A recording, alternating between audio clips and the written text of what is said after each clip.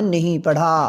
ایرانی فٹ بال ٹیم کے national stadium میں جب ایرانی ترانہ بجایا گیا تو کھلاڑی خاموش کھڑے رہے، جبکہ اسٹیڈیم میں بیٹھے شائقین بھی اس وقت چلاتے ہوئے نظر آئے اور کچھ افراد نے ترانے کے دوران انگوٹھے کا اشارہ کرتے ہوئے ایرانی حکام کو اپنا احتجاج ریکارڈ کروانے کی کوشش کی۔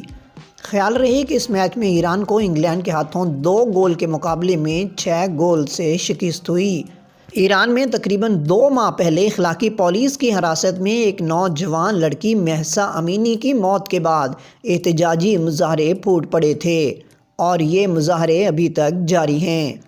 ادھر ایران کے سرکاری ٹیلی ویژن نے میچ سے پہلے کھلاڑیوں کے ترانہ پڑھنے کے لیے جمع ہونے کے مناظر نشر نہیں کیے۔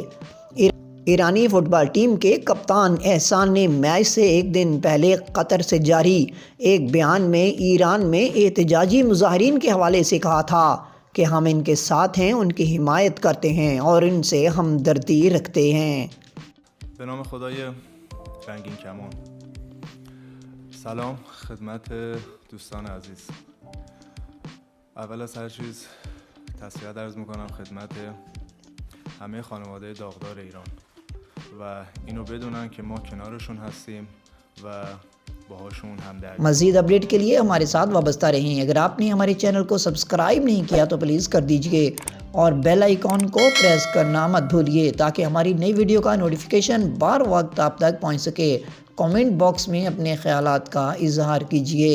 اسلام زندہ باد، پاکستان پائندہ باد۔